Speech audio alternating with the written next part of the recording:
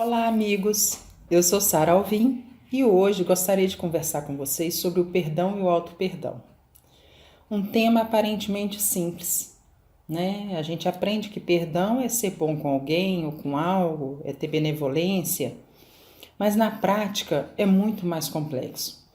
Na verdade, é um processo que envolve muitas emoções, né? E se refere diretamente à nossa capacidade de desapegar, a melhor, a nossa dificuldade de desapegar dos nossos ressentimentos, mágoas, dificuldades, frustrações, carências do dia a dia, que a gente vai guardando no nosso íntimo e que, na verdade, é igual um veneno atrapalhando a gente no nosso crescimento, na nossa busca pela felicidade, pela paz.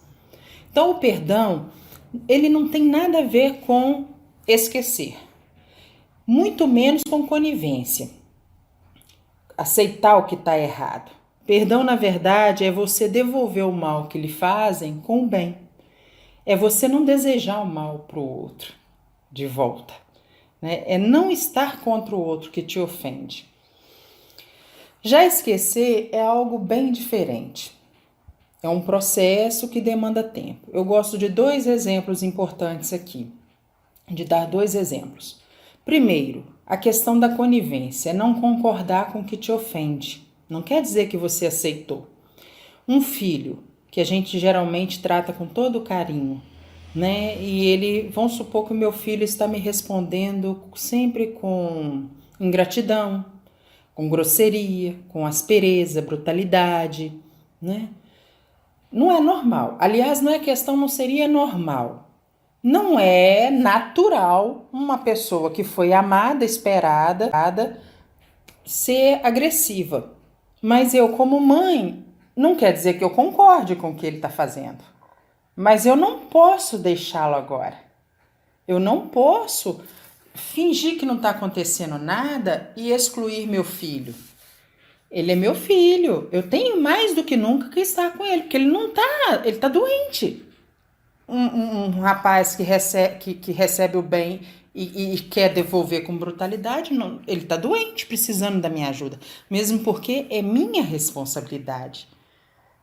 Eu, quando quis ter filho, eu sabia que era um sacrifício, que era uma responsabilidade. Todos os pais têm que ter isso em mente. Ter filho é sacrifício. Cocriar é estar junto, é criar junto.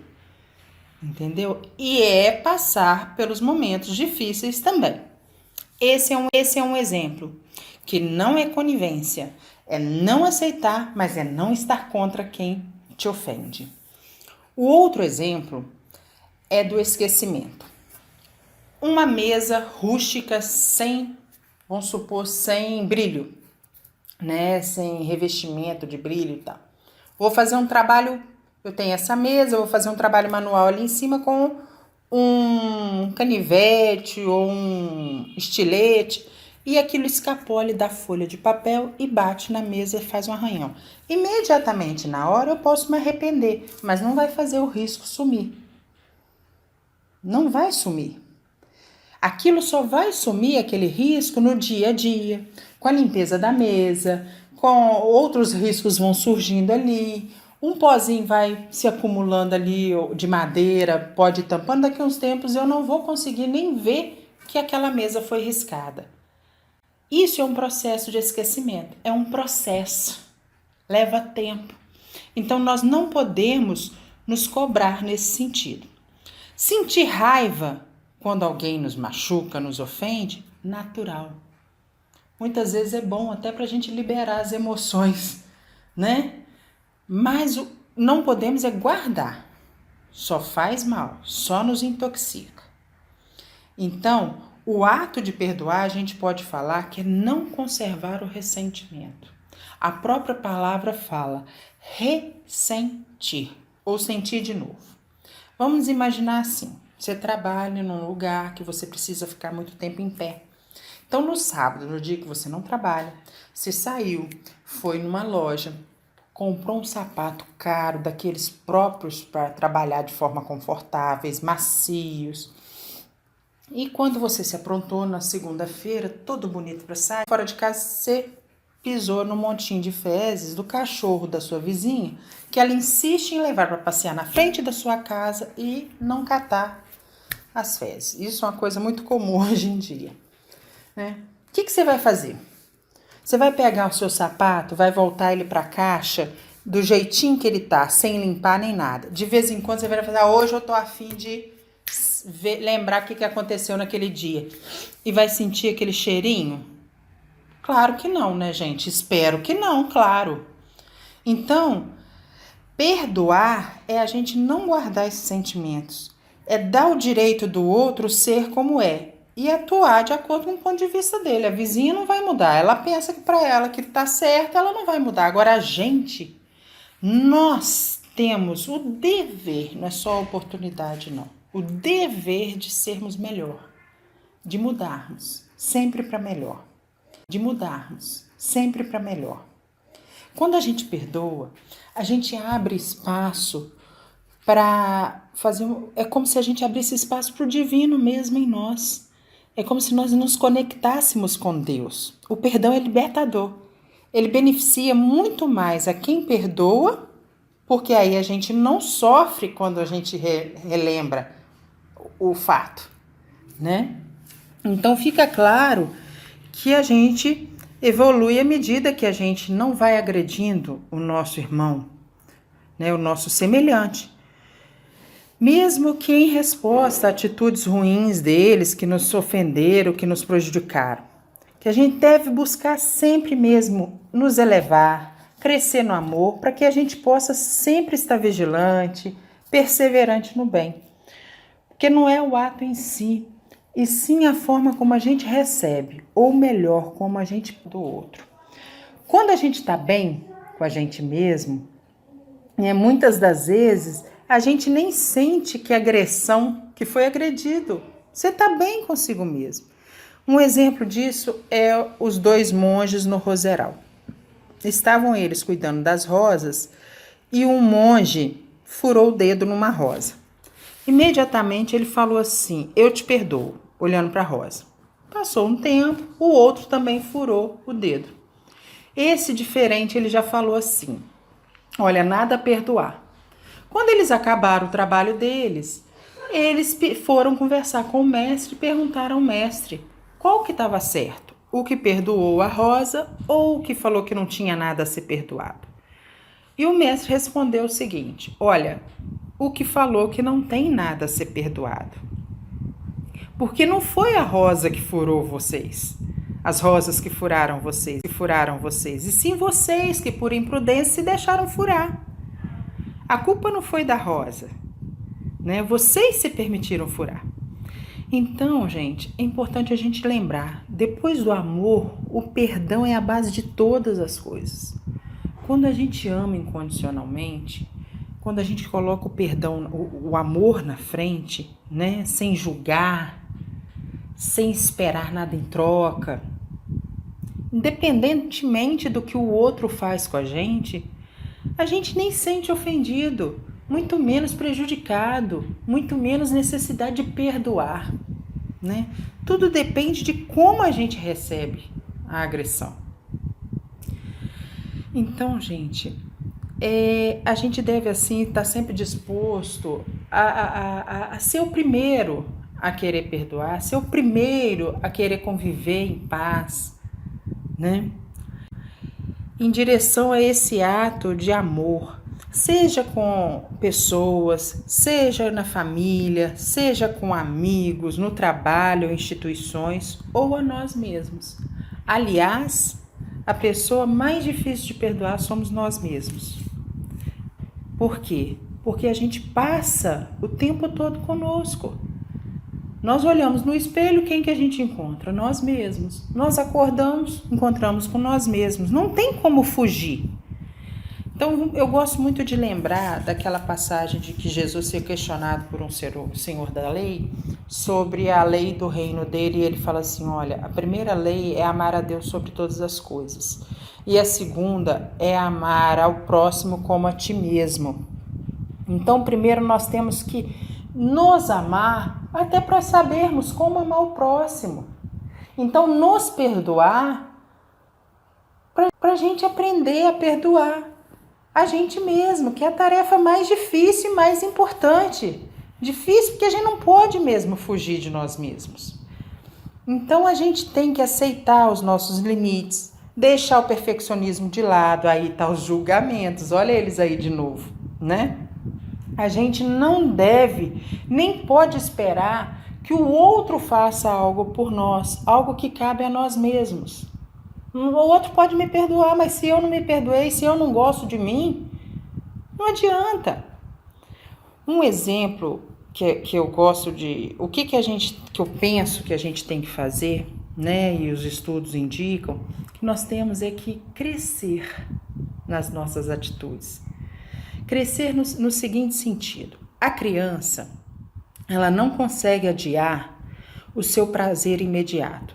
Se eu pego um filho pequeno, entrego a mamadeira na mão dele e falo assim: olha, essa mamadeira aí, com esse leitinho, tá pronto, arrumadinho. Se você não tomar essa mamadeira, amanhã a mamãe deixa você tomar quantas você quiser. Ele pode até me perguntar assim: 10, mamãe? Eu vou falar assim: 10? Pode sim. Mesmo assim ele vai falar: não, eu quero essa daqui hoje. Porque ele não sabe adiar o prazer. A criança não sabe adiar. Então, se a gente quer um futuro diferente, se a gente quer se melhorar, a gente tem que mudar o nosso agora. Então, o que nós temos que ter? Crescer, aprender agora, mudar agora, para que a gente tenha um futuro melhor, para que a gente tenha um futuro diferente, para que a gente mude o nosso futuro. Então, gente, vamos praticar o auto-perdão. Vão olhar o passado como um aprendizado, como um lugar de experiência vivida, como um lugar de experiência adquirida, não como um lugar de culpa, de mágoa, de frustração, de tristeza, que isso só vai nos trazer mais tristeza e depressão. Ser feliz não é sorte não, hein?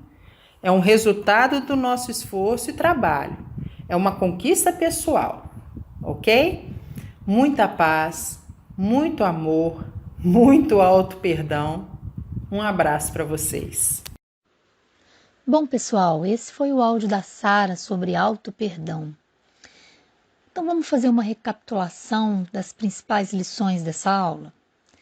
Nós aprendemos que perdoar não tem a ver com esquecer, mas que perdoar é devolver um mal feito a nós com o bem. Nós costumamos reagir a situações de acordo com o que temos em nossos corações naquele momento, porque é nas situações difíceis que as pessoas realmente se revelam, né?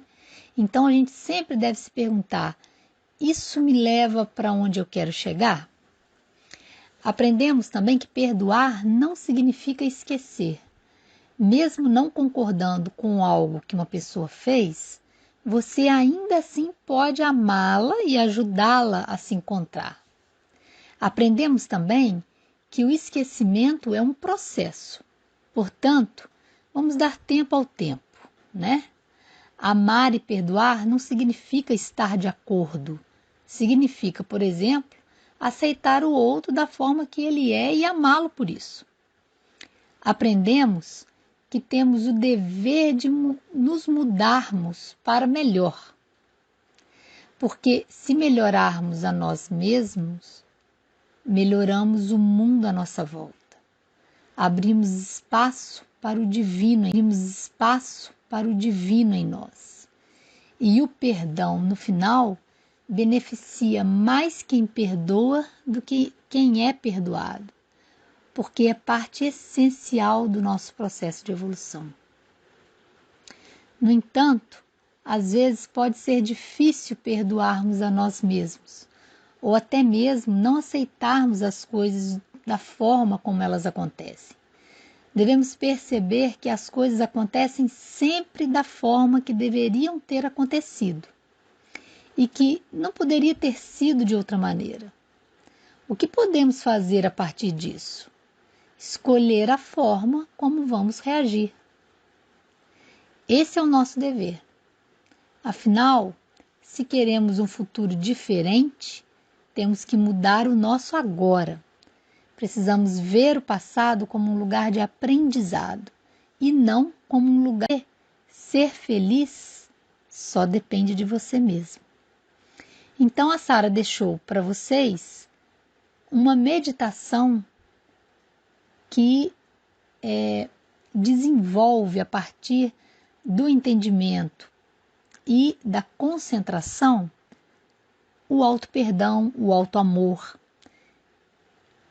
Eu gostaria que vocês fizessem essa meditação ainda hoje e avaliassem o quanto isso melhorou em vocês todas essas questões. Além disso, eu gostaria também que vocês pegassem papel e caneta e anotassem algumas perguntas e algumas reflexões a serem feitas. Número 1. Escrevam 3 situações em que você lembra de ter ficado ressentido ou magoado com alguém ou com algo que te aconteceu.